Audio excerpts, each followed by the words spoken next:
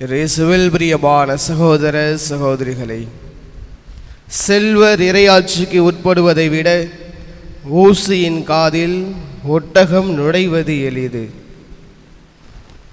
ஊசியோட காதுன்னா என்னது தெரியுமா? சாதாரணமாக துணி தைக்கிறோட ஊசி, அதில் நூல் கோக்கிறது தான் ஊசியோட காது. பல சமயங்களில் அந்த நூல் உள்ளே போகிறதே நம்மளால் முடியாது, கண்ணு தெரியாது எப்படி உள்ளே போகிறதுன்னு. அந்த அளவு ஒரு கடினமானது.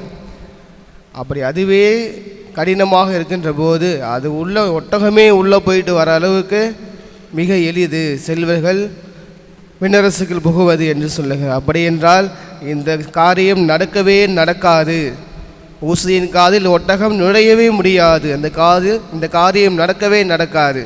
அதே போன்றுதான் செல்வர்களும் விண்ணரசிற்கு புகவே மாட்டார்கள். அவர்களுக்கு விண்ணரசில் இடம் கிடையாது என்று ஆண்டவர் சொல்லுகிறார். அன்புக்குரியவர்களை, இதில் நாம் சற்று முழுமையாக யோசித்து பார்க்க வேண்டும். அப்படி என்றால் எந்த ஒரு செல்வந்தர்களுக்கும் இறையாட்சியிலே இடம் கிடையாதா? அவர் ஏழையாக இருக்கிறவங்க மட்டும்தான் விண்ணரசுக்கு போகணுமா? இந்த உலகத்தில் பணம் நான் வைத்திருக்கிறேன், சம்பாதித்து வைத்திருக்கிறேன் என்றால் அது தவறான ஒன்றா? கடவுள் பணத்தை வைத்திருப்பதனால், செல்வங்களை வைத்திருப்பதனால் நம்மை தவறு என்று அவர் ஒதுக்கி விடுவாரா என்று கேள்விகளும் என்று குழப்பங்களும் நமக்கு தோன்றும். ஆண்டவர் இயேசு அதை மையப்படுத்தவில்லை.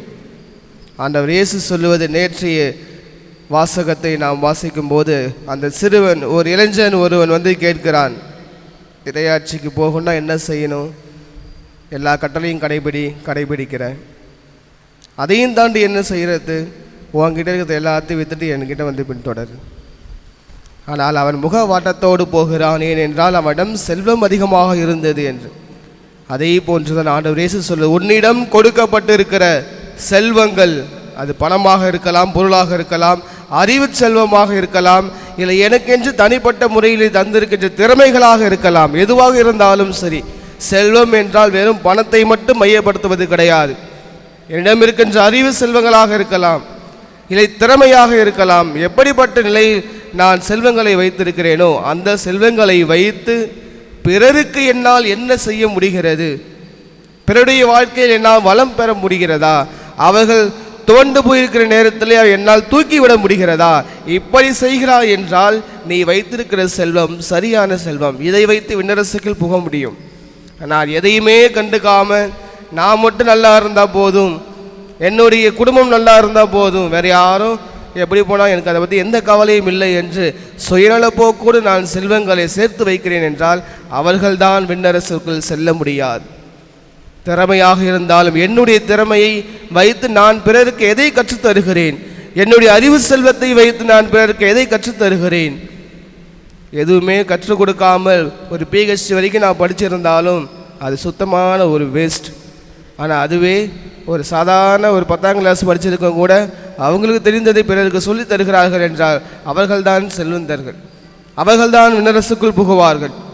மற்றபடி யார் யாரெல்லாம் சுயநல போக்கோடு வாழ்கிறார்களோ அவர்கள்தான் ஆண்டவர் இயேசு சொல்லுகின்ற அந்த செல்வந்தர்கள். அவர்களால் விண்ணரசுக்குள் புகவே முடியாது. நம்முடைய நிலைமை எப்படி இருக்கிறது? நான் எப்படிப்பட்ட ஒரு செல்வந்தனாக இருக்கிறேன்? விண்ணரசுக்குள் நுழைய முடிகின்ற ஒரு செல்வந்தனாக இருக்கிறேனா, அல்லது விண்ணரசுக்குள் நுழைய முடியாத அளவுக்கு சுயநல போக்கோடு வாழ்கின்ற செல்வந்தனாக இருக்கிறேனா? சிந்தித்து பார்ப்போம். எனவே அன்புக்குரியவர்களை, தொடர்ந்து அந்த திருப்பலில் நாம் இறைவனிடம் வேண்டுவது, என்னிடம் கடவுள் தந்ததை யார் யாருக்கெல்லாம் தேவைப்படுகிறதோ, ஆண்டவருடைய விருப்பப்படி அவருடைய திருவுளப்படி யாருக்கெல்லாம் தேவைப்படுகிறதோ அவர்களுக்கும் பகிர்ந்தளிக்க வேண்டிய அந்த பகிர்வு மனம் வேண்டும் என்று தூய ஆவியின் வழியாக மன்றாடுவோம்.